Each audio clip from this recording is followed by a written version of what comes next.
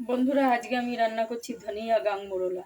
দেখুন, আমি গাংমোরলাগুলোকে কেটে বেছে ধুয়ে নুন হলুদ মাখিয়ে নিয়েছি। এখানে দেখুন, পেঁয়াজ কুচি করে নিয়েছি, আর নিয়েছি 4-5টা পেঁয়াজকলি। পেঁয়াজকলিগুলোকে একদম ছোটো ছোটো টুকরো টুকরো করে নিয়েছি। আর নিয়েছি তিনটে কি 4টে কাঁচা লঙ্কা চিড়ে নিয়েছি। এর ভেতরে আমি লাল লঙ্কার গুঁড়োও দেবো, সেই জন্য আমি 4টে লঙ্কা দিয়েছি। আর দেখুন, কুচি কুচি করে ধনেপাতা কেটে নিয়েছি। এখন এইগুলো সব আমি একসাথে কড়াইয়ের মধ্যে কাঁচা তেল দিয়ে দেব।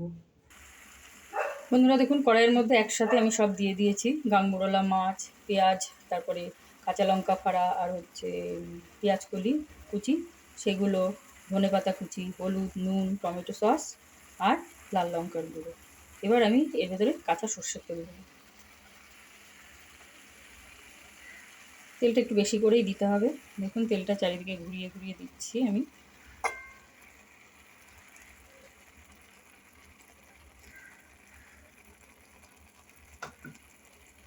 ব্যাস, তেল দেওয়া হয়ে গেছে। এবার এগুলো আমি সব একসাথে মাখিয়ে দেবো, খুন্তি দিয়ে মাখিয়ে দিচ্ছি। আপনারা চাইলে হাত দিয়েও দিতে পারেন।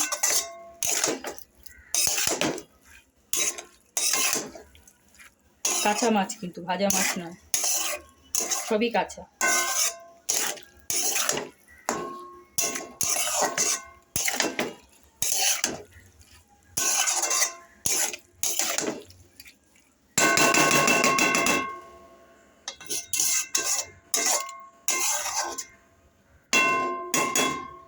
দেখুন বন্ধুরা, এর ভিতরে আমার সব দেওয়া হয়ে গেছে, আর জল একদমই দেবো না। এখন আমি এটাকে ঢেকে দেবো, আধা ঘন্টা এইভাবে ঢেকে রেখে দেবো, আর গ্যাসটা একদম কমিয়ে দেবো। বন্ধুরা দেখুন, তৈরি হয়ে গেছে আমার ধনিয়া গাংমোরলা। আমি নামিয়ে নিয়েছি। এখন আপনাদের যদি ভালো লাগে, লাইক কমেন্ট সাবস্ক্রাইব করবেন।